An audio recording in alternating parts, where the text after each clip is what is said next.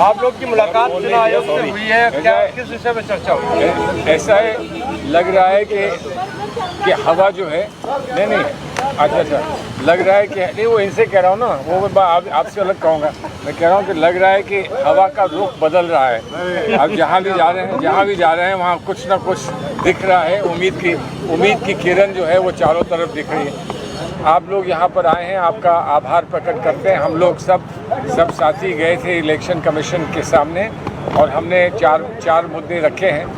चार जो मुद्दे रखे हैं उसमें से एक मुद्दा पहले का रखा हुआ है, लेकिन आज वो आंध्र प्रदेश के संबंध में था कि जो पहले से स्कीम्स और जो भी घोषणाएं होती हैं सरकार की ओर से, उस पर अक्सर प्रधानमंत्री का या केंद्र सरकार के मामलों में और प्रांत की सरकार में वहाँ के मुख्यमंत्री की तस्वीर होती है, उनकी फ़ोटो होती है।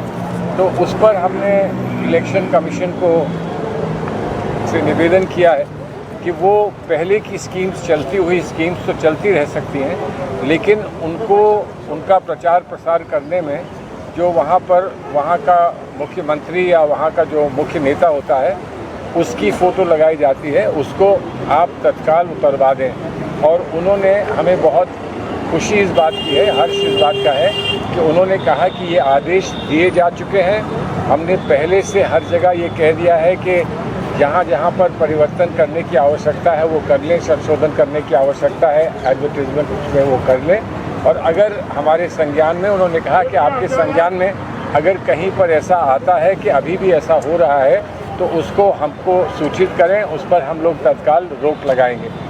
उसी के साथ साथ हमने एक बात और स्पष्ट कर दी। हमने ये कहा है कि जो चलती हुई स्कीम्स हैं, जो वेलफेयर स्कीम्स हैं, लोगों के कल्याण की स्कीम्स हैं, उस पर कहीं कभी किसी की आपत्ति नहीं हो सकती है। कहीं ये ना कोई सोचे कि उन पर कोई रोक लगाने का कहीं दूर तक प्रश्न है। लेकिन हाँ, नई स्कीम्स लागू नहीं की जा सकती हैं और इलेक्शन कमीशन ने स्वयं ये कहा कि नई स्कीम्स वो तो नहीं लागू हो सकती हैं, लेकिन पुरानी स्कीम्स में भी नए बेनिफिशरीज़ को जोड़ने का अधिकार इलेक्शन के दौरान नहीं है, वो मॉडल कोड ऑफ कॉन्डक्ट के दौरान नहीं है। ये उन्होंने इस बात को स्पष्ट किया। एक विशेष बात जो तमिलनाडु से आई थी उस पर भी उन्होंने कहा कि हमने इस पर आदेश दिए हैं, वो ये थी कि कभी कभी जो केंद्र कार्यालय है हमारी पार्टी का, वहाँ से पोस्टर्स प्रिंट होते हैं जो कि फिर प्रांतों को भेजे जाते हैं। उन पोस्टर्स में समय समय पर वहाँ के जो कैंडिडेट्स होते हैं उनका नाम या उनकी तस्वीर होती है और वो अक्सर फिर उनके खाते में जमा कर दिए जाते हैं। उसका जो खर्चा है वो उनके खाते में इलेक्शन कमीशन डालता है। तो हमने कहा कि ऐसा ना करें, जहाँ पर हमारी पार्टी की ओर से जो हमारा जो कार्यालय है, केंद्र कार्यालय है, उसकी ओर से जहाँ ये बात स्पष्ट होती है कि कहाँ के लिए पोस्टर्स छपा के हम भेज रहे हैं, तो उनको कैंडिडेट्स के खाते में नहीं डालना चाहिए।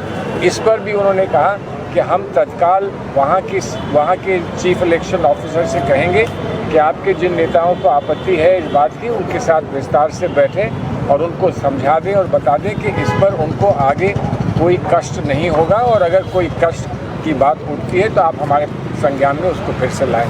मैं भाईजान से कहूँगा कि ये भी कुछ अपनी बात कह दें। इन्होंने एक बहुत महत्वपूर्ण बात रखी है पवन खेरा जी ने, तो वो भी आपके सामने रख दें। तो थोड़ा आगे नहीं, इधर आ जाऊँ सर। हाँ, आ जाओ, इधर से आ जाओ।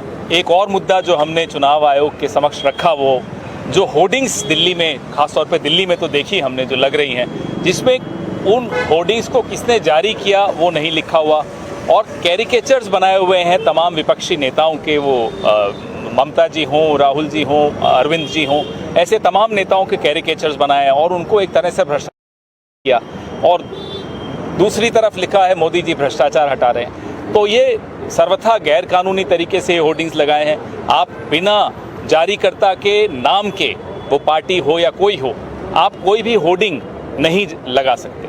दूसरा, जो बीजेपी के सोशल मीडिया पर, ट्विटर हैंडल पर, वो बीजेपी की जो दिल्ली की इकाई हो वो या राष्ट्रीय इकाई हो, दोनों में अलग अलग जो इन्होंने फोटोज़ डाली हैं, एक ठगों का मेला करके डाली, उसमें भी विपक्षी नेताओं की फ़ोटो डाल दी, जो गलत है, ना केवल गलत है, एक तरह से क्रिमिनल है। और एक डाला जिसमें आधा चेहरा जॉर्ज सोरोस का और आधा हमारी कांग्रेस पार्टी का सिंबल है। तो उस पर हमने अपनी बहुत असहमति जताई और हमने चुनाव आयोग से आग्रह किया कि वो इसमें हस्तक्षेप करें and they should intervene and stop these illegal advertisements and posts on social media which the BJP has indulged into.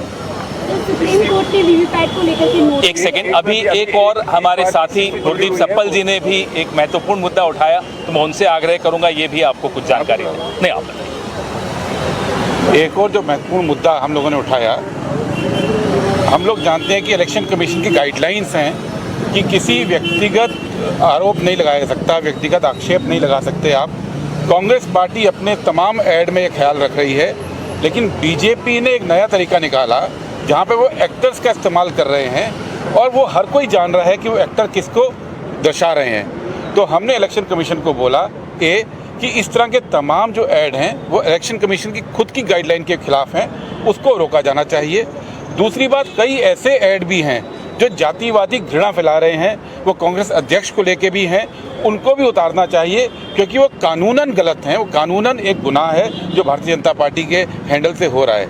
और तीसरी बात, बीजेपी उनके समर्थक बहुत सारे ऐसे ऐड जो विभाजक हैं, जो नफरत फैलाते हैं, जो झूठ फैलाते हैं, जो फेक न्यूज़ फैलाते हैं, वो सरोगेट ऐड की तरह चला रहे हैं, उनके समर्थक चला रहे हैं। तो हमने इलेक्शन कमीशन से अपील की कि देश के अंदर ये व्यवस्था है कि जो कंपनीज़ हैं, सोशल मीडिया कंपनीज़, जो इंटरमीडियरीज़ हैं, वो इनको इन्वॉल्व करें। हम सब जानते हैं कि भारत सरकार अभी जब तक मोदी सरकार थी तो आए दिन लोगों के पोस्ट वो कंपनियों को बोलते थे उतारने के लिए, आए दिन लोगों के हैंडल ब्लॉक करवाते थे। वो टेक्नोलॉजी उपलब्ध है, इलेक्शन कमीशन को वो टेक्नोलॉजी और वो तरीका अख्तियार करना चाहिए और एक सिस्टम बनाना चाहिए जिसमें कि आम जनता भी अगर ऐसे गलत ऐड जो सोशल मीडिया पे चलाए जा रहे हैं उसकी अगर जानकारी इलेक्शन कमीशन को दे, तो जो सोशल मीडिया कंपनीज़ हैं, जो इंटरमीडियरीज़ हैं, वो सोशल मीडिया कंपनीज़ को इलेक्शन कमीशन बोलकर उन ऐड को रुकवाए। क्योंकि ये ऐड इतनी बड़ी संख्या में है कि हर एक की हम इलेक्शन कमीशन को आके शिकायत नहीं कर सकते हैं। इसके लिए जनता को इन्वॉल्व करके इलेक्शन कमीशन को कदम उठाने पड़ेंगे ताकि एक लेवल प्लेइंग फील्ड इस देश में हो, इलेक्शन में भ्रामक प्रचार को रोका जा सके, चाहे वो बीजेपी के ऑफिशियल हैंडल से हो या उनके समर्थकों के अनऑफिशियल हैंडल के हो। ये आज हमने इलेक्शन कमीशन से अपील की है। कौन जी आपसे सवाल सर, आपसे ये सवाल है कि नोटिस दिया गया सुप्रीम कोर्ट की सर इसमें आप वकील साहब, आप अभी बहुत समय से प्रयास हो रहा था, बहुत लोग बार बार सुप्रीम कोर्ट गए हैं कि ये जो प्रणाली है, जो भी चुनाव प्रणाली है जिसमें ईवीएम का उपयोग होता है, वहाँ पर बहुत सारे प्रश्न चिन्ह लोगों के मन में हैं और हमारा ये मानना है कि जो भी प्रश्न चिन्ह है उनको दूर करने का प्रयास करना चाहिए, सरकार को भी करना चाहिए और इलेक्शन कमीशन को भी करना चाहिए। इसका एक उपाय जो था वो वीवीपैट को ज़्यादा से ज़्यादा संख्या में वीवीपैट को काउंट करने का था। वो अब सुप्रीम कोर्ट ने अगर इस पर आज ये आदेश दिया है कि इस पर जवाब दिया जाए, उस पर फिर विचार करेंगे, तो हम इसका स्वागत करते हैं। 100% वीवीपैट की काउंटिंग का हम स्वागत करते हैं। अब देखते हैं कि सुप्रीम कोर्ट का क्या निर्णय आएगा। जी। एक सवाल ये, प्रधानमंत्री नरेंद्र मोदी ने आज एक रैली में कहा है कि शाही परिवार के शहजादे ने कहा है कि तीसरी बार बीजेपी आई तो देश में आग लग जाएगी। हम तो एक शहजादे को जानते हैं, उसका नाम है जय शाह। पता नहीं वो उनके लिए कह रहे हो। शहजादा तो अब एक ही है, शाह, शहंशाह और शहजादा।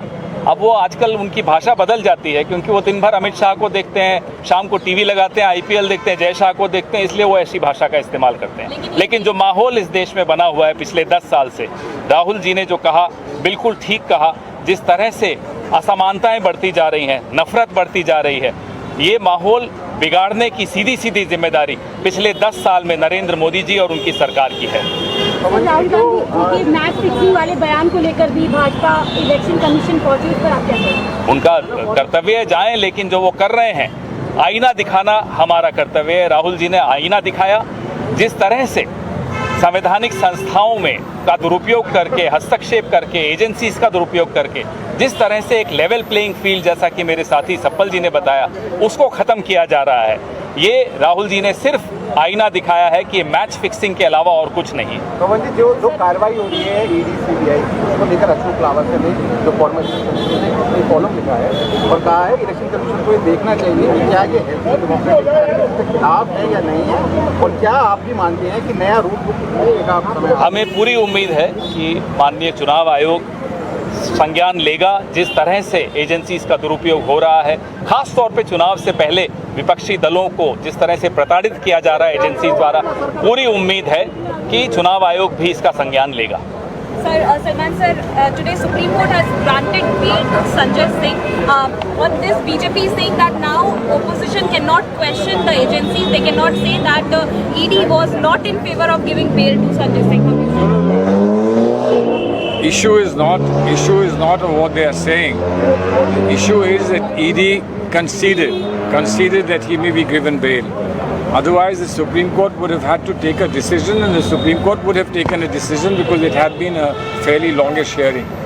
But ED is now getting convinced that they haven't rightly arrested somebody or haven't really had somebody in custody for an appropriate reason. Then it is one can only say कि देर आए दुरुस्त आए, because they are now beginning to understand what the truth is and what the reality is. देखिए हिंदी में जी supreme court ने bell अवश्य दिया है, लेकिन सुप्रीम कोर्ट ने बेल ईडी के कंसेशन के बाद दिया है। ईडी ने प्रयास नहीं किया कि सुप्रीम कोर्ट को कन्विंस करें कि वो बेल नहीं मिलना चाहिए। ईडी ने स्वीकार किया जब सुप्रीम कोर्ट ने कहा आपने उसको 6 महीने जेल में बंद रखा है, अब आपको क्या आवश्यकता है और उसको जेल में रखने की उस व्यक्ति को, तो आप पूछ कर आइए कि आप चाहते हैं कि इसको पूरी तरह से हम सुने या इस पे आप कुछ कहने के लिए तैयार हैं। तो लंच के बाद उन्होंने आके कहा कि हमें कोई आपत्ति नहीं होगी अगर इनको बेल मिल जाए। तो कोई ना कोई बात ईडी को समझ में आई है कि वो जो कर रहे थे वो सही नहीं था, इसीलिए कंसीड किया होगा ना, नहीं तो कंसीड क्यों करते हैं।